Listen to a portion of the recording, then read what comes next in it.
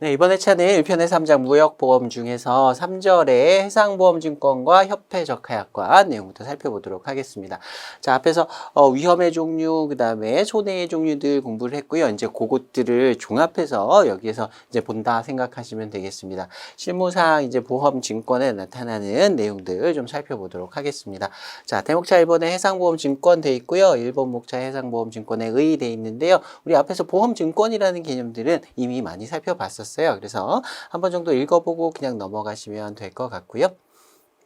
네, 그 다음에 2번 목차부터 보겠습니다. 해상보험증권에 양식 되어 있고요. 양가로 1번에 로이즈보험증권 이렇게 되어 있습니다. 구보험증권을 로이즈보험증권이라고 불러요. 로이즈 SG 이렇게 되어 있는데요. 이게 쉽의 약자고요. 이거는 그츠의 약자입니다.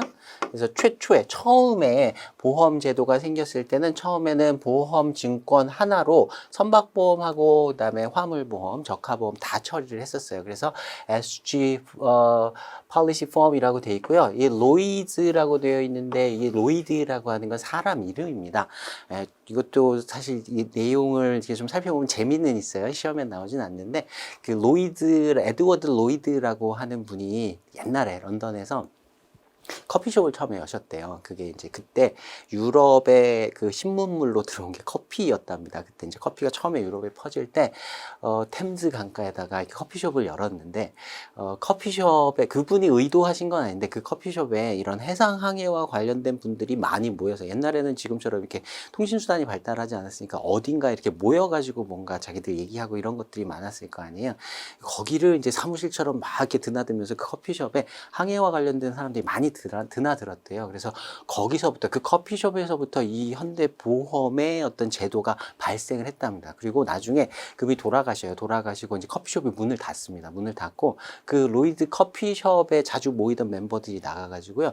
로이드 보험자 협회라는 걸 만들어요. 그래서 나중에 그 회사 이름도 로이드 보험자 협회가 되고 지금도 있습니다. 영국의 로이드 보험자 협회라는 데가 있고 그 로이드 보험자 협회가 가장 이제 유명하게 전 세계적으로 이렇게 퍼져나가게 된 계기가 그것도 뭐 정확하게 그 사건이다라고 얘기하기는 좀 그렇지만 좀 뭐 재밌게 얘기를 하자면 타이타닉 아시잖아요. 타이타닉이 첫 항해에서 가라앉았어요. 그거는 이제 화물선은 아니고 여객선이었지만 그게 가라앉았는데 그게 로이즈 보험자협회에다 보험 부보를 했었답니다. 근데 굉장히 그 가액이 컸잖아요. 근데 그걸 전부 다 보상을 해줬대요. 그러니까 이 회사 믿을만 하다라고 해서 전 세계적으로 이렇게 쫙 퍼져나갔고 지금 전 세계적으로도 다 이게 해상보험에서는 기준으로 사용이 되고 있다라고 생각하시면 됩니다. 시험에는 나오지 않는 얘기인데 아무튼 그런 뒷이야기가 있어요. 자, 그래서 동그라미 1번의 내용 한번 살펴보시고요. 동그라미 2번 내용 보시면 구보험증권에는 증권 요새 이제 신약관에서 신약관이라고 부르는 건 신증권하고 약관 이렇게 분리가 되어 있는데 옛날에는 증권 하나에다가 그 보험 계약의 내용들을 쭉 이렇게 다 써서 그렇게 사용을 했습니다. 그리고 이제 그게 좀 복잡해지면서 이렇게 좀 발전을 하다가 그걸 표준화 시켜가지고 이제 그의 협회적화 약관의 형태로 굳어지게 되었다라고 보시면 되겠고요. 자, 동그라미 3번 보시면 구증권 앞면에는 무슨 약관, 뒷면에는 무슨 약관 이런 것들인데 약관들이 그 증권상에 쭉 이렇게 기재가 돼 있었다. 앞면에 뭐가 있고 뒷면에 뭐가 있는지까지는 기억 안 하셔도 됩니다. 자, 그 다음에 양가로 이번에 보시면 신해상보험증권에서 New Lloyd's Marine Policy Form 이렇게 되어 있고요. 우리가 일반적으로 얘기하는 그 신약관이다라고 얘기하는 것이 이 신증권에 포함시켜서 사용하는 그런 보험계약의 형태들이 됩니다. 구증권의 내용이요. 조금 이따가 또 말씀드릴 텐데요. 이쪽이 굉장히 좀 보수적이에요. 그래서 뭔가 변경되는 상황이 생기면 이제 그 증권의 내용들을 싹 이제 옛날 건 버리고 다시 한번 정리를 하면 좋을 텐데 옛날 건 그대로 남겨두고 거기다 계속 뭔가를 추가하면서 이렇게 발전시켜 왔어요. 그래서 구증권에 쓰여 있는 약관의 내용은 지금 보기에도 물론 옛날에 만들어진 정형화된 것이어서 그렇기도 하지만 그동안 발전 사항들이 흔적들이 다 남아 있어요. 그래서 굉장히 해석하기가 어렵습니다. 그래서 어떤 판례에서는 어떤 판사님이 판결을 하면서 그런 얘기를 했었어요. 이 구증권이라고 우리가 부르는 건 정말 기괴하고 난해하고 해석하기가 어려운 문서다. 그런 표현들을 이렇게 판결문에서 쓴 적도 있습니다. 아무튼 이렇게 복잡해져 가지고요. 자, 더 이상 이제 그렇게 하지 말자. 그래서 1981년에 한번 그 구약관을 확 개정을 해가지고요. 신약관을 사용하기로 하고 증권도 새로 이제 마련하게 됩니다. 이제 그때부터 좀 간략하게 해서 이제 쓰기 시작을 했고요. 그걸 우리가 이제 신해상보험증권 거기에 첨부되는 약관들 신약관이라고 우리가 부릅니다. 자, 그다음에 동그라미 이번의 내용들도 한번 그냥 쑥 보고 넘어가시면 됩니다. 자, 예, 쭉 넘어가고요. 그 다음에 3번 목차 보시면 해상보험증권의 해석 원칙 이렇게 되어 있는데요. 예, 가끔 시험에 나와요. 그래서 이 내용 좀 살펴보겠습니다. 사실 이건 보험증권의 해석 원칙이다. 보험증권에만 국한되는 해석 원칙은 아니고요. 일반적인 어떤 계약서를 해석할 때 적용되는 일반 원칙이라고 보셔도 됩니다. 자, 첫 번째 나오는 게 수기문헌 우선의 원칙이에요. 핸드라이팅 워딩을 우선적으로 쳐준다라는 의미입니다. 네, 일반적으로도 어떤 계약서를 쓸 때 계약서가 있어요. 근데 계약서를 요새는 이제 수기로는 잘 안 쓰겠죠. 뭔가 워드 같은 걸로 이렇게 작성을 해가지고 프린트를 해놓을 겁니다. 프린트를 해서 이제 계약서에 서명을 하려고 딱 하는데 이 중에 요 내용을 좀 고쳤으면 좋겠다. 그래서 계약서에 서명하는 그 장소에서 바로 그때 일부 내용을 좀 고치고 싶은 경우도 있을 수 있을 거예요. 그런 경우에 이걸 고쳐가지고 새로 프린트를 하는 경우도 있지만 이 위에다가 프린트되어 있는 데다가 이렇게 찍찍 그어요. 그래서 뭐 예를 들어서 금액이 100만 원이었는데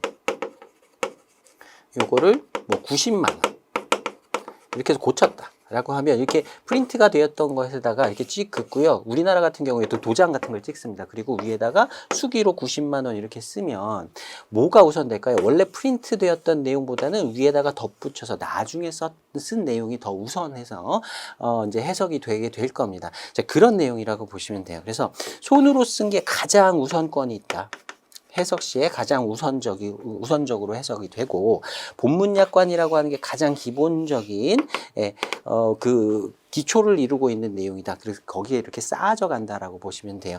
그래서 이 내용을 전부 다 기억하실 필요는 없는데요. 대충 이런 의미입니다. 본문 약관이라는 게 이렇게 있으면 여기에다가 새로운 내용을 추가할 때 특히 구약관에서는 이런 식으로 했어요. 이걸 지우고 새로 쓴 게 아니라 이탈릭체 약관이라고 해서 일부 내용을 새로 개정된 내용을 이렇게 옆으로 기울여 쓰는 거 이탈릭체라고 하죠.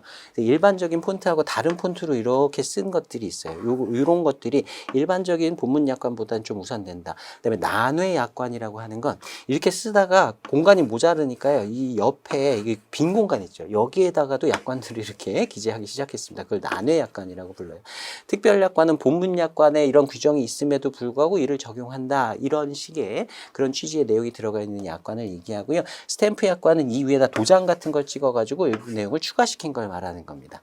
그 다음에 뭐 인쇄문헌 이렇게 되어 있는데 넘어가시고요. 타자 위에다가 타자기 타이프라이터로 뭔가 덧붙여서 썼다. 뭐 이런 내용들이에요. 근데 여러분이 기억해 두실 건 이게 혹시 시험에 나오더라도 수기문헌이 가장 우선이 된다. 그리고 본문약관이 가장 나중에 우선권을 갖고 해석이 된다. 이 두 가지 기준 정도만 잡아두시면 여태까지 출제되었던 기출문제들은 다 해결이 됩니다. 그러니까 중간의 내용은 그냥 한번 쭉 보시면서 그냥 이해하고 넘어가는 정도로 보시면 되고요. 기억할 건 수기문헌 가장 우선, 본문약관이 가장 나중에 해석이 된다. 이 정도 봐두시면 될 것 같아요.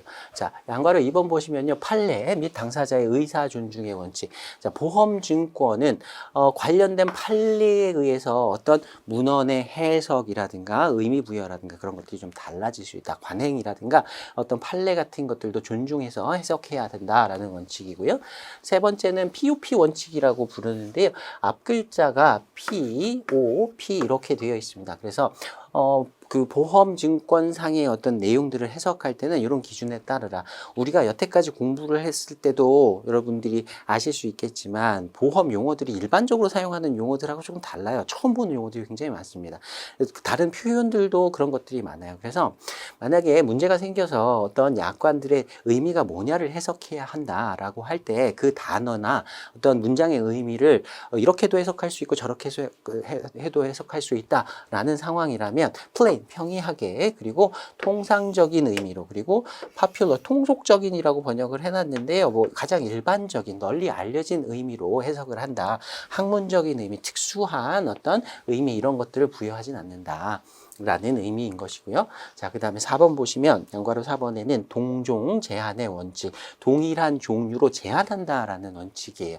자, 동그라미 1번 보시면요. 보험증권 약관 이런데 이와 이와 유사한 이런 표현이 들어가 있는 경우, 동그라미 2번에 보시면 기타 일체의 위험 뭐 이런 표현이 들어가 있는 경우에 앞에서 썼던 내용들하고 전혀 별개의 그냥 나머지 모든 것 기타 이렇게 해석하는 것이 아니다라는 뜻이에요. 이게 무슨 말이냐면 예시를 들어드릴게요. 이게 MIA-상의 해상위험의 정의라고 이렇게 나와 있는 MIA 규정입니다. 자, 해상위험은 바다의 항해에 기인하거나 부수하는 위험을 의미하며 즉 하고 바다의 위험, 화재, 전쟁 위험 등등등 이런 위험들이 쭉 써 있어요. 및 이와 동일한 종류의 위험 또는 보험증권에 기재된 일체 기타 위험을 말한다. 여기서 기타라고 하는 건 그럼 앞에 써 있는 이런 위험의 종류와 관계없이 다른 모든 기타 위험을 의미하는 것이냐. 기타라는 의미가 다른 모든 것을 의미하는 것은 아니다. 앞에 써져 있는 이러한 위험의 연장선상에서 그 범위 안에서 다른 기타라고 해석을 해야지 전혀 새로운 나머지 모든 것을 의미하는 것은 아니다라는 의미입니다. 그런 의미로 동종 제한의 원칙이라는 단어를 사용하고 있다. 의미 파악 정도만 해두시면 되겠습니다. 자, 그 다음에 양괄호 5번에는 작성자 불이익의 원칙이라는 게 있어요. 자, 일반적으로 어떤 계약서의 내용을 해석할 때 모호해요. 이걸 이렇게도 해석할 수 있고 저렇게도 해석할 수 있다라는 상황이 생기면요. 물론 계약서는 당사자 간의 합의의 내용이 담겨져 있는 것이지만 최종적으로 누군가가 혼자서 그 계약서의 내용을 작성했다 칠게요. 그 작성했다라고 하면 세부적인 문구의 내용이라든가 표현 같은 것들은 아무래도 자기한테 유리하게 써서 이렇게 작성했을 확률이 높겠지요. 그래서 작성한 당사자, 그 해당 내용 중에서 모호한 내용이 생기면 작성한 당사자에게 불이익을 주는 것으로 해석하는 것이 일반적인 원칙입니다. 근데 보험증권은요, 보험계약의 내용인데 보험자하고 피보험자가 서로 만나가지고 1조, 2조, 3조부터 문구를 정한 건 아니에요. 보험회사에서 일방적으로 정한 보험약관 그 내용을 가지고 계약을 체결하는 거죠. 작성을 보험회사 측에서 한 거예요. 그래서 애매모호한 문헌이 있는 경우 그 작성한 보험자에게 불리하게, 피보험자에게 유리하게 해석한다라는 그런 원칙입니다. 그다음에 양괄호 6번 합리적 해석의 원칙은 한 번 정도 눈으로 보고 넘어가셔도 충분할 내용이에요. 자, 이 정도의 내용 봤고요. 문제 한번 보겠습니다. 105회 기출문제인데요. 61번입니다. 해상보험증권의 해석 원칙에 따라 우선적 효력을 갖는 순서대로 나열한 것은 중간에 우리가 배웠던 내용들이 순서대로 꼭 출제가 된다라는 보장도 없고요. 그 다음에 용어들이 조금 다를 수도 있어요. 여기서 기준 삼으실 건 우리가 앞에서 제가 강조드렸던 수기약관이 가장 우선된다. 그리고 마지막에 본문약관이라는 게 나온다. 난회약관은 그 위에 들어가는 약관이었어요. 우리가 봤던 기준으로는. 그래서 처음에 수기약관, 마지막에 본문약관이 오는 것, 요걸로 제일 처음 것과 제일 마지막 것 정도 기준 삼아가지고 문제는 풀어주시면 됩니다. 이외에도 그냥 텍스트로 나온 문제들도 있었는데요. 요거 두 개만 정확하게 알고 계시면 풀 수 있을 만한 범위 내에서 문제가 나오니까 크게 걱정 안 하셔도 됩니다. 자, 이 정도 보고 넘어가겠습니다. 자, 이제 대목차 2번 보시면요. 협회적하 약관을 개요해서요. 구체적인 협회적하 약관 관련된 내용들 좀 살펴보겠습니다. 자, 1번 보시면 협회적하 약관에 의의해놓고요. 양괄호 1번에 내용들 한번 읽어보시면 되고요. 양괄호 2번에도 이런 협회적하 약관, 영국의 보험자협회에서 만든 적하 약관이지만 지금 사실상 전 세계적으로 국제보험시장에서 표준 약관으로 사용된다. 그래서 우리 공부할 때도 구약관의 종류, 신약관의 종류 3개씩 이렇게 공부를 하고 있는 거예요. 자, 그 다음에 2번 목차 보시면 협회적하 약관에 구분해가지고요. 1912년에 구약관이 최초로 제정이 됐습니다. 근데 사실 이건 그 이전부터도요. 협회적하 약관이라고 정형화되기 전부터도 이전에도 이미 쓰여지고 있었던 문서예요. 그게 이제 이름이 붙어가지고 처음에 만들어진 연도는 이렇게 됩니다. 연도는 기억하실 필요는 없어요.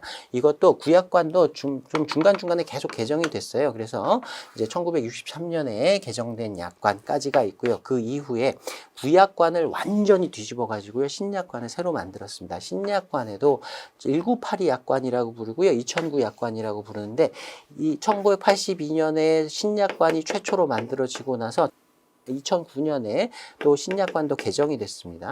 지금 현재는요, 구약관은 쓰지 않고 그럼 신약관만 쓰냐? 그건 아니에요. 구약관은 구약관대로 놔두고 쓰고요. 신약관은 신약관대로 또 놔두고 씁니다. 그래서 상황에 맞게 구약관, 신약관 선택해서 사용할 수 있도록 이렇게 돼 있어요. 예, 신약관의 경우에는 1982약관하고 2009약관하고 아주 큰 차이는 없어요. 세부적인 내용 조금 차이는 있지만 큰 차이는 없습니다.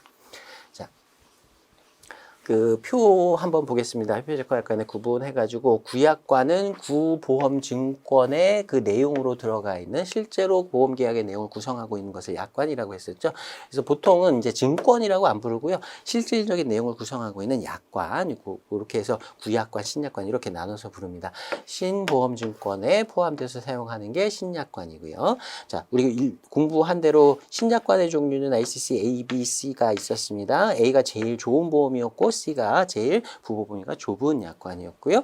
그에 상응하는 구약관이 AR, All Risks, 모든 위험에 대해서, 전 위험에 대해서 담보하겠다라는 의미였고요. 그 다음에 신약관의 B, ICC B에 상응하는 것이 구약관의 WA였습니다. 자, 이게 조금 이따가 볼 텐데요. With Average의 약자예요. 에버리지가 우리 전 시간에 공부를 했었죠. 분손을 에버리지라고 불렀습니다. 분손과 함께 담보한다. 그래서 분손이 있는 경우에 보상한다는 뜻을 담고 있는 거고요. FPA는 신약관의 ICC-C에 상응하는 약관이었죠. 이건 free from particular average. particular average가 분손 중에 단독 훼손을 의미했었습니다. 그러니까 분손, 단독 훼손은 보상하지 않는다라는 의미로 이름을 붙인 것이라고 보시면 됩니다. 자세한 내용 조금 이따가 다시 한번 설명드리도록 하겠습니다. 자, 이제 대목자 3번 보시면요. 구협회 적하 약관의 내용 해가지고 구약관의 내용들을 조금 더 구체적으로 살펴보겠습니다. 자, 1번 목차 구협회 적하 약관에 개요되어 있고요. 한번 쭉 한번 읽어보시면 됩니다. 예, 구약관이 AR, WA, FPA가 있지만 세 가지가 전체가 이게 세 가지 종류의 보험 상품인데 그게 내용이 다 다른 것은 아니고요. 5조에 담보약관이라고 하는 그 약관이 있어요. 그 부분만 다루고 나머지는 다 동일합니다. 예, 숫자는 안 외우셔도 됩니다. 예, 담보약관의 부분을 그 세 약관에서 다르게 규정함으로써 그 부보 범위를 조절하고 있다라고 보시면 되고요. 자, 하나씩 살펴봅니다. 이제 2번 목차 보시면 구약관 보험 조건별 담보 범위 해서 양괄호 1번에 AR부터 보겠습니다. All risks, 전위험 담보 조건이라고 번역을 하고요. 자, 동그라미 1번 보시면 다음에 면책 위험, 이 박스 안에 나와 있는 면책 위험을 제외하고 보험 목적물의 멸실 손상, 일체 위험, 모든 위험을 다 담보한다. 근데 실제로 다 모든 위험을 담보하는 건 아니고 면책 위험은 빼고 면책 위험에 해당하지 않는다면 이것에 해당하지 않는다면 나머지는 전부 다 보상한다라는 의미가 됩니다. 자, 우리 MIA에서 법정 면책 사항이라고 해서 공부했던 내용들이 많이 포함이 돼 있어요. 이미. 자, 일단 지연은 보상하지 않는다 그랬어요. 그다음에 보험 목적물의 고유의 하자, 원래 그 물품이 갖고 있는 하자 또는 그 물품의 특성 때문에 발생하는 손해는 보상하지 않는다. 자, 그다음에 피보험자가 고의로 불법 행위를 한 경우는 보상하지 않는다. 이거는 신약관 쪽에서 다시 한번 좀 설명드릴게요. 자, 그 다음에 통상적인 일반적으로 발생하는 자연 소모, 그냥 물품을 놔두면 뭐 가스 같은 거나 유류 같은 경우에는 운송 중에 조금씩 날아가서 약간씩 없어질 수 있어요. 그런 것들은 보상하지 않는다라는 거고요. 그 다음에 통상적으로 그냥 물품을 놔두면 액체 같은 것이 조금씩 새어나오는 성질의 것이라거나 가만히 놔둬도 조금씩 사가서 없어지는 거 이런 것들이 있을 수 있습니다. 그런 것들은 보상하지 않아요. 자, 그 다음에 쥐, 해충 이런 것들 보상하지 않고요. 전쟁 위험하고 그 다음에 동맹 파업 위험, 파업으로 인한 위험, 전쟁 위험은 기본적으로 면책이에요. 근데 이거 뒤에서 신약관 쪽에서 다시 설명드릴 테지만 이거는 추가 보험으로 따로 옵션처럼 전쟁 위험에 대해서 난 보상을 받고 싶다라고 하면 그걸 추가 보험으로 따로 부본할 수 있습니다. 자, 전쟁하고 파업은 기본적으로 면책인데 추가로 보험 부본은 가능하다. 자, 그 다음에 동그라미 이번에는 AR을, 그 다음에 신약관의 ICC-A는 포괄 책임주의라고 그랬어요. 포괄 책임주의라는 게 면책 위험을 제외하고 나머지 위험에 대해서는 다 보상하겠다. 구체적으로 뭘 보상한다라고는 명시하지 않았다. 그러니까 면책 위험만 써먹고 나머지는 다 그냥 묶어서 한꺼번에 보상하겠다라는 의미로 포괄 책임주의라고 한다라고 했었습니다. 자, 그 다음에 양가로 이번에 보시면 분손 담보 조건 with average. 이제 이해가 가실 아실 거예요. 우리 앞에서 average를 분손의 의미로 사용을 했어요. 그러니까 분손이 있는 경우에 보상한다라고 해서 우리말로 분손담보조건이라고 번역을 하는 겁니다. 자, 이거는 원래 처음에 만들어질 때 취지가 그렇다는 것이고요. 지금은 사실 이 이름에 따라서 뭘 보상하고 분손은 보상하고 FPA는 분손 보상하지 않고 이렇게 되어 있진 않아요. 이게 개정이 돼가면서 내용이 좀 바뀌었습니다. 처음에 취지가 그랬다라는 거예요. 자, 나머지 내용 한 번 정도 읽어보시면 되고요. 동그라미 2번 내용 보겠습니다. WA에는요, WA 3%라는 조건이 붙기도 하고요. WA IOP라고 하는 조건이 붙기도 해요. 그래서 신약관에는 이런 게 없는데 구약관의 WA는 이렇게 두 가지로 나누어집니다. 자, WA 3%라고 해서 이렇게 3%가 붙어 있는 게 손해액이 3% 미만일 경우 이런 걸 이제 소손해라고 해요. 소손해, 작은 손해가 발생한 경우는 보상하지 않는다. 소손해 면책 이렇게 부릅니다. 그리고 3% 이상일 경우에 그 손해를 보상한다라는 의미로 이렇게 3% 붙이는 경우가 있고요.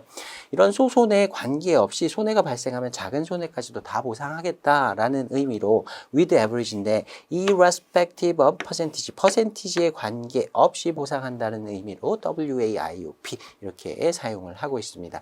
이 용어들은 구약관에서 WA에 관련되어 있는 용어다라는 거 봐두시면 좋겠고요. 자, 조금 더 깊이 들어가서요. 이 소손해 면책과 관련해서 쓰이는 용어들이 있어요. 이것도 가끔 시험에 나와서 교재에서는 자세히 설명이 되어 있지 않아서 제가 여기다가 따로 적어놨는데요. 교재에다가 따로 좀 써주시고 요거 단어들도 좀 봐두시면 좋겠습니다. 소손해 면책 또는 소손해 면책률 이렇게 번역을 하는데요. 이 소손해 3%라고 할 때 이것도 사실 구분을 하는 경우가 있어요. 3% 미만인 경우에 보상하지 않는다라는 의미에서 프랜차이즈, 익세스와 디덕터블은 똑같은 내용입니다. 근데 이름이 두 개인 것일 뿐이에요. 자, 둘 다 특정 손해율 이하는 보상하지 않는다는 의미인데 프랜차이즈 같은 경우에는 어떠냐면 예를 들어서 이 물품의 보험 금액이 $100였어요. 근데 2%의 손해가 발생했습니다. 그러면 WA 3%에는 이거 3%를 넘지 않기 때문에 약간의 손해, $2의 손해가 발생하면 보상하지 않는 거예요. 근데 만약에 $5 정도의 손해가 발생했다. 3%를 넘었죠. 이런 경우에는 보상을 그럼 $5를 다 해줄 거냐 아니면 3%를 공제하고 $3 제외하고 $2만 보상할 것이냐 그에 따라서 이렇게 나눠집니다. 프랜차이즈 같은 경우에는 $5를 전액을 다 보상해요. 3%를 넘어가면 $5 전부를 보상하고요. 익세스나 디덕터블 같은 경우에는 이 3%를 빼고 $2만 보상을 하는 거예요. 이런 식으로 더 세부적으로 구분을 할 수도 있어요. 그래서 익세스나 디덕터블을 공제 면책률이라고 표현하기도 합니다. 그 소손해 면책률만큼 빼고 보상을 한다. 그래서 프랜차이즈, 그다음에 익세스, 디덕터블 이것이 다 소손해 면책과 관련된 용어들이다라는 정도 한번 기재를 해두시고 기억을 좀 해두시면 좋겠습니다. 자, 그 다음에 동그라미 3번 보시면요. FPA 조건 이제 다음에서 볼 텐데요. 담보하지 않는 단독 훼손으로서는 현실적으로 악천후에 의한 풍랑 손해가 있다. 그래서 원래는 처음에는 FPA는 분손은 이제 보상하지 않겠다. Free from particular average라는 뜻으로 처음에 만들었는데요. 지금 현재는 FPA도 분손을 보상합니다. 분손을 보상하고 있고요. 다만 FPA에서 보상하지 않는 분손은 풍랑, 악천후, 날씨가 좋지 않아서 풍랑이 발생한 경우라고 보시면 돼요. 악천후나 풍랑으로 발생한 단독 훼손을 WA에서는 보상해 주지만 FPA에서는 보상해 주지 않는 그런 차이만 있어요. 조금 이따 표로 다시 한번 보겠습니다. 자, WA하고 FPA는 보상하는 위험이 따로 이렇게 써 있기 때문에 면책 위험도 물론 있지만 보상하는 위험이 따로 써 있기 때문에 우리 열거 책임주의다라고 얘기를 했었고요. 자, 이제 양가로 3번 보겠습니다. 단독훼손 부담보 조건. 단독훼손은 보상하지 않는다라는 의미예요. Free from particular average. 단독훼손은 free다. 보상하지 않는다라는, 빼고 보상한다라는 의미인데 실제로는 지금 그렇진 않다 그랬어요. 원래 처음엔 그랬어요.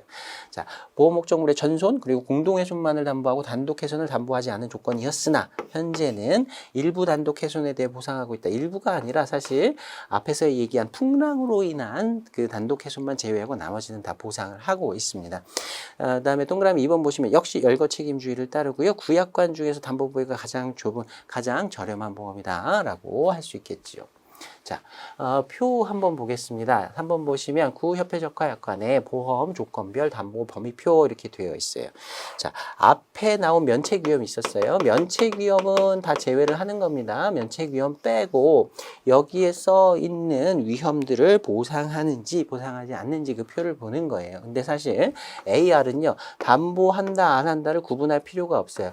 면책위험을 제외하고 모든 위험을 담보한다라는 의미니까 여기에 안 써 있더라도 면책 위험이 아니라면 ARS는 다 보상이 되는 거예요. 그래서 이 표에서 AR은 사실 의미가 없습니다. 이건 안 보셔도 되는 거예요. 자, WA하고 FPA에서 이걸 보상해 주느냐 안 해주느냐 구분만 해주시면 되는 거죠. 어쨌든 면책 위험이면 전부 다 면책이고 그 중에 AR은 면책 위험을 빼면 여기에 써 있든 안 써 있든 아무튼 다 보상을 해주는 거예요. 자, 보시면 부보화물의 전손의 경우 그리고 그다음에 공동희생손, 희생손해, 공동훼손, 비용손해 이렇게 나와 있는데요. 신약관이든 구약관이든 공동훼손으로 인해서 발생한 손해는 모든 보험에서 다 보상한다고 생각하시면 됩니다. 공동훼손과 관련된 손해가 발생한 경우는 구약관, 신약관, 모든 약관에서 다 보상해준다.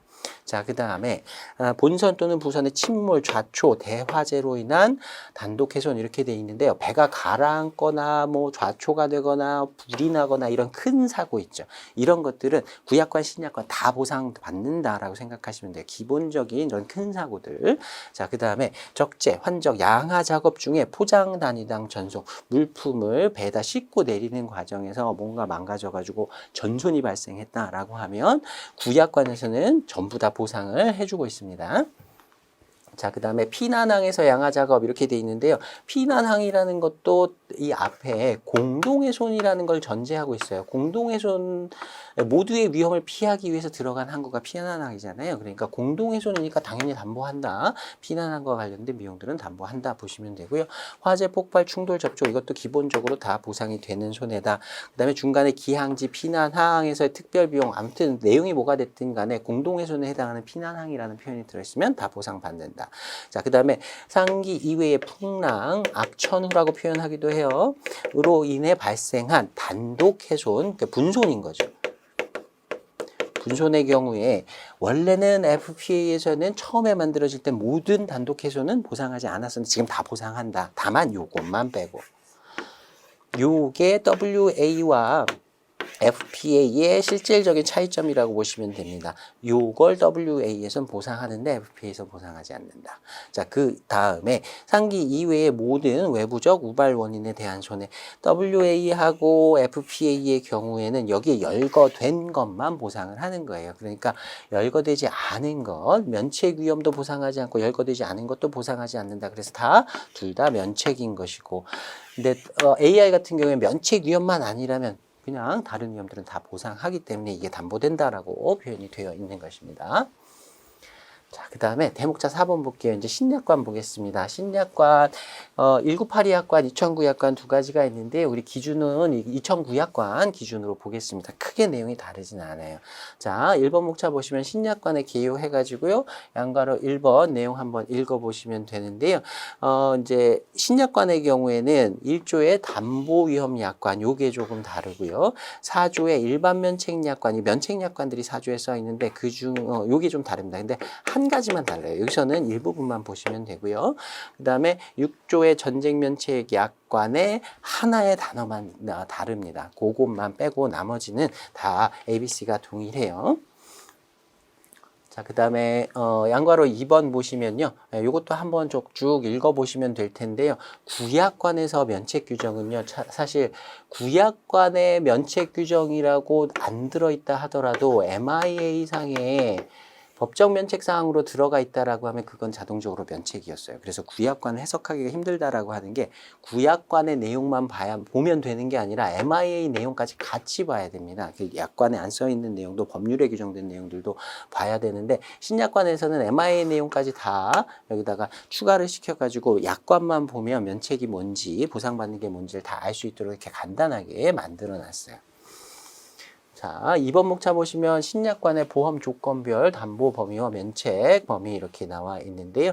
자, 하나씩 보겠습니다. 양가로 1번에 ICCA, 동그라미 1번에 구약관의 AR과 유사한 조건이다. 다음에 동그라미 2번에 보시면 뭐 일반 면책 이런 면책 약관들을 구체적으로 열거를 하고 있다. 구약관에서는 이제 MIA 내용까지 같이 합쳐봐야 되는데 신약관에서는 다 이제 약관에다가 그걸 다 포함시켜 놨다라고 말씀을 드렸어요. 자, 그 다음에 동그라미 3번 보시면요. AR 조건에서는 해적 위험, 요거 요새 해적 있죠. 가끔 요새는 최근에는 잘 뉴스가 많이 안 나오는데 그 석혜균 선장님이라고 하는 분 기억나실 거예요. 몇 년 전에 그 해적 때문에 그 뭐 사고가 생겨가지고 다치셨었잖아요. 그 뉴스가 한참 동안 떠들썩했었습니다. 소말리아 해적 뭐 이런 거 있잖아요. 예, 그 해적 위험이 AR 조건에 구약관에서는 보상을 받을 수가 없습니다. 근데 신약관에서는요, ICCA 조건에서만 해적 위험을 보상을 받을 수가 있어요. 가끔 시험에 나오니까 해적 위험을 담보하는 약관은 신약관의 ICCA밖에 없다. 요것만 좀 연결시켜 주시기 바랍니다. 구약관에서는 안 되고요. 신약관에서 BC는 안 됩니다. 신약관에서 A만 됩니다. 요 말씀 왜 드리냐면요. 우리 시험에 약관의 종류 주고요. 여기서 담보하는 위험이 뭐냐? 아닌 위험이 뭐냐? 이렇게 나옵니다. 그래서 이걸 좀 기억을 해 두셔야 돼요. 특히 신약관 쪽의 내용을 가지고 문제가 많이 나오기 때문에 신약관 쪽을 좀 더 자세히 봐두시면 좋겠어요. 자, ICCA는 포괄 책임주의다. 면책 약관으로 제외된 위험이 아니라면 면책 약관을 제외하고 나머지는 구체적으로 열거하지 않고 다 보상한다라는 포괄 책임주의였습니다. 자, 그 다음에 ICCB는 구약관의 WA에 해당한다. 뭐 여기 나오는 내용들은 뒤에 있다가 표로 다시 한번 좀 정리를 하겠습니다. 자, 그 다음에 동그라미 3번에 보시면 열거 책임주의라고 해서 면책 약관이 없을까요? 당연히 면책 약관 들어있어요. 모든 약관은 다 면책 약관이 들어있습니다. 자, 그 다음에 3번, 양가로 3번 보시면 ICCC 구약관의 FPA에 상응하는 조건이다.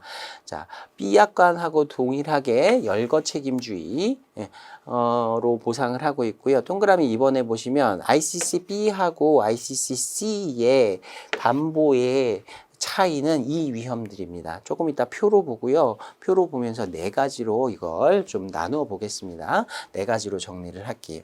자, 그 다음에 동그라미 3번의 내용도 ICCB의 내용과 동일한 내용 살펴보시면 되겠고요. 자, 이제 3번 목차 보시면요. 2009 약관의 신약관의 보험 조건별 담보 범위하고 면책 범위 내용 살펴보겠습니다. 여기서 시험이 꽤 자주 나옵니다. 그래서 이 내용들을 좀 봐야 돼요. 자, 1조가 담보하는 위험이 뭐냐 관련된 내용입니다. 자, 여기 쭉 담보 위험이 써 있고요. ICC A, B, C로 구분이 되어 있는데 ICCA는 구약관의 AR과 마찬가지로 면책 위험을 제외하고 모두 담보를 한다라는 포괄 책임주의이기 때문에 사실 담보 위험이 뭔지 보실 필요가 없는 거예요. 면책 위험만 보면 나머지는 무조건 다 담보가 되는 겁니다. 그래서 봐야 될 건 ICC B와 C에서 이걸 담보한다라고 써 있는지 안 써 있는지 그것만 잘 보시면 되는 거예요. 자, 화재 폭발, 뭐 배가 가라앉거나 화재 폭발 이런 거 큰 사고들은 다 보상해 준다 그랬었죠. 그래서 B, C에서도 다 보상을 하고 있어요. 두 번째, 본선 또는 부선의 좌초, 교사, 침몰, 전복 이런 것들 다 큰 사고라고 보시면 되고요. 자, 그 다음에 세 번째 보시면요. 특이한 내용이 나와 있어요. 육상 운송 용구의 전복 탈선. 우리가 다음 시간에 공부를 할 텐데요. 보험자의 책임이 언제로부터 시작해서 언제 끝나느냐 요 내용들을 공부를 할 거예요. 근데 그 전에도 우리가 해륙 복합보험이다 해서 우리가 해상보험을 공부하고 있지만 해상운송에 부수하는 육상운송에 대해서도 보상을 받을 수는 있다라고 했어요. 그래서 여기에 육상과 관련된 내용이 들어 있습니다. 육상 용구의 전복이라든가 탈선 관련돼서 발생하는 손해들은 다 보상을 받을 수가 있어요. 자, 그 다음에 역시 뭔가 충돌, 접촉 이런 내용들 나오는 거는 다 보상이 가능하다 보시면 되고요. 그 다음에 피난항 이런 거 나왔어요. 이게 공동훼손의 한 형태로 볼 수 있다라고 했죠. 그래서 큰 사고나 공동훼손 같은 경우에 구약과 신약과 모두 다 보상을 받을 수 있다. 그러니까 이런 키워드들을 보시면 아, 보상이 다 되는구나 라고 보고 넘어가시면 되겠습니다. 자, 그 다음에 투하, 이거는 의도적으로 물품을 바다 밖으로 이렇게 버려서 공동훼손에서 벗어나기 위한 행위예요. 그러니까 기본적으로 이것도 공동훼손 상황에서 발생하는 것이기 때문에 당연히 보상을 받을 수 있다. 자, 그 다음에 보시면 지진하고 분화라고 되어 있는데 분화는 volcanic eruption을 우리말로 번역한 겁니다. 화산이 폭발하는 걸 얘기하는 거예요. 낙뢰는 lightning, 번개가 떨어지는 걸 얘기하는 거고요. 자, 지진, earthquake 이렇게 되어 있는데 이게 B에서는 담보가 되지만 C에는 담보하는 위험으로 열거되어 있지 않습니다. 빠져 있습니다. 자, 지금 이 B에서는 담보하지만 C에서는 담보하지 않는 위험을 네 가지로 구분을 해볼 텐데요. 요 기억을 좀 하셔야 됩니다. 이거 시험에 왜 내는지 잘 모르겠어요. 이건 찾아보면 되는 건데 이걸 암기하라라고 해서 시험에서 이제 물어봅니다. 근데 그래서 이제 어쨌든 시험에 나오니까 우리는 기억은 하긴 해야 되는데요. 요거를 뭐 앞글자 따서 외우셔도 되고요. 제가 공부할 때 이렇게 외웠었거든요. 앞글자 따니까 좀 헷갈리는 경우들이 생겨요. 지금 앞글자를 따갖고 이렇게 암기식을 만들면 그 암기식이 많이 늘어나잖아요. 그러면 그 암기식을 외우는 암기식을 또 만들어내고 막 이런 식으로 점점 내용이 복잡해져요. 그래서 되도록 암기식으로 안 하고 좀 다른 거하고 연관지어서 이렇게 기억을 좀 했었는데 그때 썼던 겁니다. 할 때마다 좀 창피하긴 하거든요. 근데 기억은 잘 납니다. 한번 보세요. 지진이랑 분화랑 낙뢰랑 전부 다 공통점이 있어요. 근데 소리가 납니다. 지진이 일어나거나 화산이 폭발하거나 뭐 낙뢰가 떨어지거나 다 소리가 나죠. 그래서 의성어하고 의태어로 이걸 다 해볼 거예요. 첫 번째는 꽝꽝 소리 나는 애들이 있는 거. 요거는 B에서는 보상이 되는데 C에서는 보상하지 않습니다. 자, 그 다음에 갑판유실이라는 게 있는데요. 이 약자도 좀 봐두셔야 됩니다. WOB라고 쓰고요. washing overboard라는 뜻이에요. overboard는 갑판 밖으로라는 뜻입니다. 이게 물품이 갑판적되어 있는 물품, 갑판상에 실려 있는 물품이 파도가 쳐서 와싱, 쓸려 내려가는 걸 얘기하는 거예요. 그래서 갑판 유실, 갑판에 실려 있던 화물이 유실되었다라는 상황을 얘기하는 건데요. 파도가 쳐가지고 갑판에 실려 있던 화물이 그냥 쓸려 내려가는 거예요. 두 번째는 이렇게 기억하시면 됩니다. 철석. 파도가 치는 거예요. 그래서 쓸려 내려갔다. C에서는 보상하지 않습니다. B에서는 보상하지만. 자, 그 다음에 본선, 부선, 선창, 운송용구, 컨테이너 또는 보관 장소에서의 해수, 호수, 강물의 침입이에요. 바닷물이든 호수물이든 강물이든 아무튼 물이에요. 물이 어쨌든 뭔가 물품이 보관되어 있는 장소입니다. 배든 어디든 뭐 컨테이너든 어디든 간에 뭔가 물이 들어오는 거예요. 물이 들어와서 물품이 망가지는 경우. B에서 담보하는데 C에서는 면책이다. 이거는 이렇게 기억하시면 됩니다. 척척해지는 거예요. 물이 들어와서 척척해진다. 이렇게 기억하시면 되고요. 자, 그 다음에 이제 네 번째인데요. 선적 또는 양화 작업 중 바다에 떨어지거나 갑판에 추락한 포장 단위당 전손입니다. 물품을 적재 또는 양화를 하다가 떨어진 거예요. 갑판에 떨어지든지 아니면 바다에 떨어지든지 떨어져가지고 포장 단위 하나당, 컨테이너 하나당 또는 포장해 놓은 박스 하나당 전손이 발생한 경우에요. 싣고 내리다가 물품이 떨어져서 바다에 빠졌다. 예, 퐁당 이렇게 기억하시면 됩니다. 그래서 꽝꽝철석, 척석퐁당. 요거는 이렇게만 기억해 두시면 이건 C에서는 담보하지 않는다. 근데 B에서는 담보를 해준다. 이렇게 기억해 두시면 됩니다. 자, 우리가 보는 시험은 객관식 시험이에요. 그러니까 C에서 담보하지 않는 거 네 가지를 요렇게 기억을 해놓고 이거를 쭉 얘기를 못 해도 됩니다. 기억이 안 나도 돼요. 근데 어떤 상황을 보고요. 이걸 읽고, 이거 퐁당 상황이었어. 이것만 기억나면 돼요. 그러니까 이걸 다 외우면 물론 더 간단하긴 하지만 이게 다 기억이 안 난다 하더라도 우린 객관식 시험이니까요. 요 상황을 보고 주어진 지문이 이건데 이걸 읽으면 내 머릿속에 이 중에 퐁당이라고 하는 게 있었어. 이것만 연상이 되면 문제는 풀 수 있는 거예요. 자, 그런 식으로 좀 얄팍하지만 그렇게 기억을 하셔도 됩니다. 자, 이게 네 가지가 B에선 담보하지만 C에서는 A에서는 담보하지 않는 그런 위험들입니다. 자, 그 다음에 상기 이외의 일체의 위험. ICC A는 면책 위험 제외하고 모두 다 보상한다고 했으니까 여기서는 보상이 되고 나머지는 다 면책이다. BC에서는 면책이다. 이렇게 기억해 두시면 됩니다. 자, 그 다음에 2조하고 3조도 담보하는 위험인데요. ABC에서 모두 다 담보를 해줍니다. 공동훼손과 관련된 건 다 보상을 해준다 그랬어요. 구조비도 여기 속해 있고요. 그 다음에 앞에서 얘기했던 배상 책임 손해, liability loss라고 하는 거, 우리가 물적 손해, 비용 손해, 그 다음에 배상 책임 손해, 이렇게 손해 종류 크게 세 가지로 나눴었죠. 지난 시간 기억나실 거예요. 그 중에 세 번째에 해당하는 배상 책임 손해, 쌍방과실 충돌 관련한 내용과 연관되는 손해라 그랬습니다. 자, 요 표현이 나면 이것도 보상을 해준다. 이렇게 기억을 해 두시면 되겠어요. 자, 그래서 조항의 번호를 외우실 필요는 없지만 1조부터 3조까지는 담보하는 위험이 뭔지를 이렇게 표시를 해 놓은 거였고요. 자, 4조부터는 이제 면책 위험입니다. 면책 위험에서는 신약관에서는 ICC, ABC에서 구분해야 될 게 하나밖에 없어요. 간단하게 보시면 됩니다. 자, 첫 번째 나오는 건데요. 피보험자의 고의적 불법 행위라고 하는 표현 좀 봐두세요. 영어 표현으로는요, attributable 이렇게 돼 있어요. 무엇의 탓으로 돌릴 수 있는 이런 뜻입니다. 무엇의 탓으로 돌릴 수 있냐면 willful, 의도적인, 고의적인 의도를 가지고 실수로 그런 게 아니라 고의로 했다는 거예요. misconduct는 잘못된 행위를 말합니다. conduct가 행위잖아요. misconduct, 뭔가 잘못하는 거예요. 잘못했는데 의도적으로, 실수가 아니라 의도적으로 한 거예요. 근데 누가 했느냐가 중요해요. 피보험자의 고의적인 불법 행위로 인한 손해는 면책입니다. ICC, ABC 모두 다 면책이에요. 자, 왜 그런지 보세요.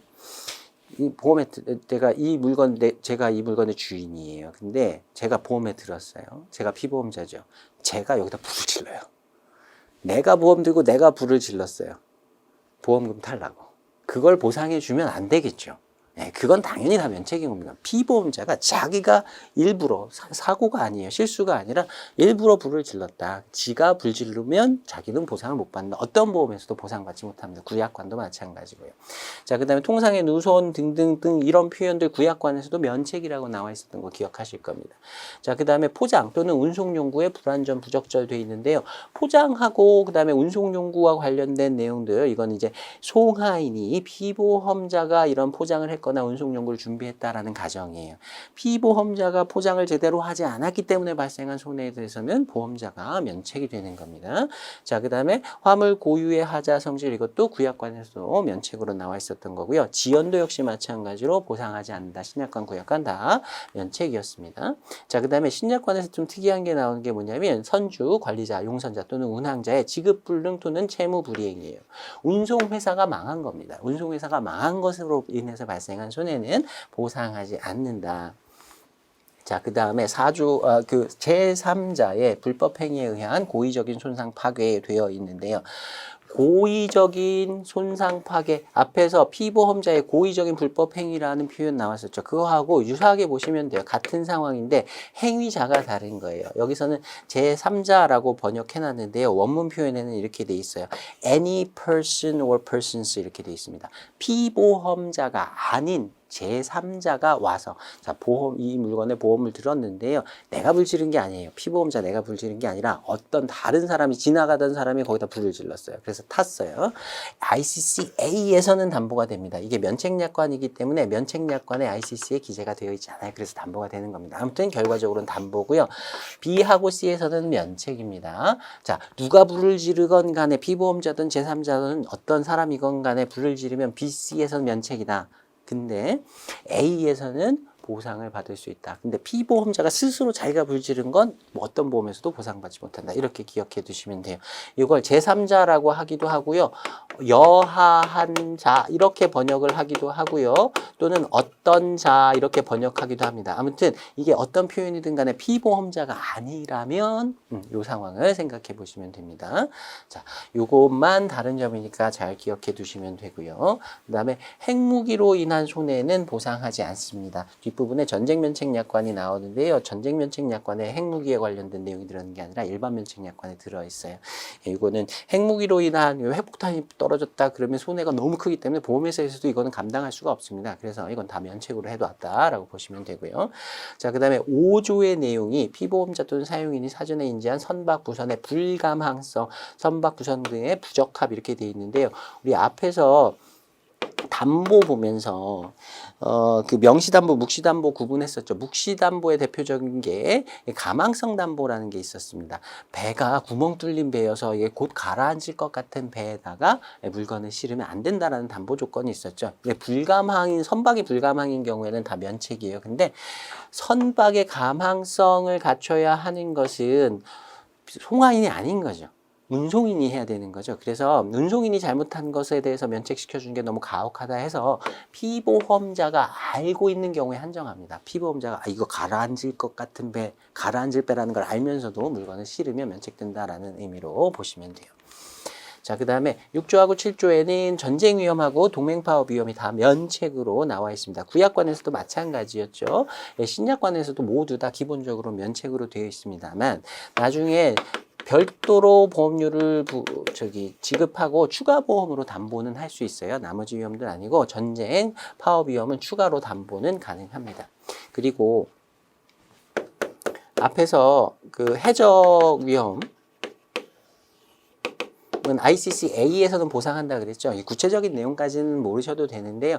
이 6조의 전쟁 위험 쪽에 누군가에 의해서 선박이 납포되는 상황이 포함되어 있습니다. 전쟁 위험 쪽에 그게 포함이 되어 있는데 ICCA에서는 해적 위험은 제외한다 이렇게 해놨어요. 면책 위험에서 제외한 것이기 때문에 담보를 해주겠다는 얘기 결국에는. 자, 해적 위험은 ICCA에서만 유일하게 담보를 받을 수 있다. 소말리아 쪽 가는 거면 ICCA로 드리면 좋겠죠. 네, 그렇게 기억을 좀 해두시면 좋겠습니다. 자, 이제 문제 풀어보겠습니다. 100회 71번 문제인데요. 자, 2009년 개정 협회 적하 약관, 신약관 얘기하는 거죠.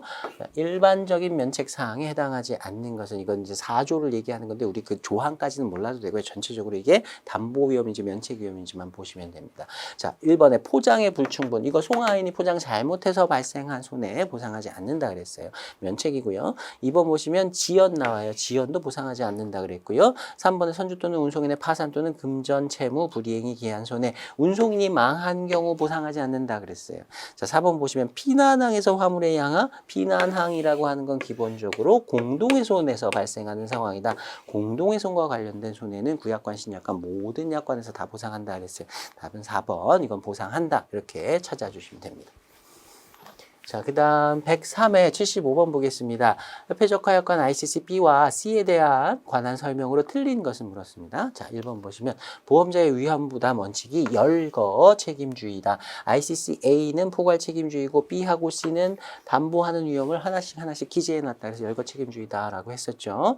자, 위험약관에 보험자가 담보하는 위험이 구체적으로 열거되어 있다. 괜찮습니다. 자, 2번 보시면 열거 책임주의에도 불구하고 일반 면책 불가만 등등의 면책 조항이 있다. 모든 보험 조건에는, 보험 약관에는 면책 조건이 다 들어있어요. 자, 3번 보시면 파도에 의한 갑판상 유실, 이거 WOB, 와싱 오버보드라고 했고요. 우리 철석 이렇게 해서 기억했었습니다. 자, 그 다음에 선박 내 빗물 유입 및 빗물 유입, 여기까지 볼게요. 이거 척척이었죠. 자, 요거 B에서는 보상하는데 C에서는 보상하지 않는 위험이에요. 그래서 B에서는 담보되나 C에서는 보상하지 않는다. 여기까지 맞습니다. 근데 중간에 쓱 지연이 끼어 있네요. 지연은 ICC, ABC 모두 다 보상하지 않았어요. 그래서 지연만 빼고 나머지는 다 맞는 말인데 지연이 들어갔기 때문에 3번이 틀린 문장이 되는 겁니다. 자, 그 다음 4번 보시면 보험의 목적 또는 그 일부에 대해서 발생한 여하한 자, 피보험자가 아닌 다른 사람인 거예요. 불법 행위에 의한 고의적인 손상이나 파괴는 B와 C 모두 면책 위험이다. 어떤 물건에 불을 질렀는데 그게 피보험자가 아닌 제3자다. 그러면 ICC-A에서는 보상이 가능하지만 B하고 C는 보상하지 않는다. 면책 위험이다 라고 했으니까 4번도 맞는 문장이 되고요. 답은 3번 지연만 빼주시면 됩니다. 자, 그 다음에 106회 66번 보겠습니다. 해상보험에서 2009년 협회적하약관에 관한 내용으로 옳지 않은 것을 물었습니다. 자, 1번에 보시면 원칙적으로 ICC B약관과 C약관은 모두 선박의 좌초, 침몰, 전복 위험, 불 나고 가라앉고 뭐 이런 거 큰 사고들은 다 보상받는다 그랬어요. 자, 2번에 보시면 원칙적으로 B약관은 지진 위험을 담보하지만 이거 소리 나는 걸로 기억했었죠. 꽝꽝. C약관은 이를 담보하지 않는다. B에서는 담보, C에서는 부담보. 자, 3번 보시면 원칙적으로 ICC B약관은 갑판유실 또 나왔네요. WOB, 워싱 오버보드, 철석이었습니다. 담보하지만 C약관은 담보하지 않는다. 맞고요. 자, 4번 보시면 원칙적으로 ICC A약관은 전쟁 위험을 담보한다. 전쟁하고 파업은 기본적으로 모든 약관에서 다 면책이었고요. 추가로 보험 부부를 할 수는 있다 그랬습니다. 담보한다라고 했으니까 4번이 틀렸습니다. 그 다음에 116회 65번 문제 보겠습니다. 해상보험에 관한 설명 중 옳지 않은 것을 물었고요. 자, 1번 보시면 해상보험은 항해에 기인하거나 항해에 부사하여 발생하는 사고를 말한다. 우리 처음에 시작할 때 해상 위험에 대한 MIA의 정의에서 이 내용 살펴봤었고요. 자, 2번 보시면 해상손해는 피보험자가 해상 위험으로 인해 보험의 목적인 선박, 적하 등에 입는 재산상의 불이익을 말한다. 물적 손해, 비용 손해, 책임 손해 크게 세 가지로 손해 유형을 나눴었습니다. 자, 그 다음에 세 번째 보시면 추정전손은 보험 목적물을 보험자에게 정당하게 위부한다. 추정전손하면 위부라는 단어를 자동적으로 찾아주셔야 돼요. 만약 위부를 하지 않는 경우 현실전손이 아니라 분손으로 처리된다 그랬죠. 위부가 돼야지 전손으로 처리를 받을 수 있고 위부하지 않는다면 분손으로 처리된다. 자, 4번 보시면 적하보험에서 사용되고 있는 ICC-B와 C에서는 열거 책임주의 담보하는 위험들을 열거하고 있다. 맞는 내용이고요. 여기서 답은 3번이었습니다. 자, 여기까지 해서 이번 회차 마무리하도록 하겠습니다. 수고 많으셨습니다.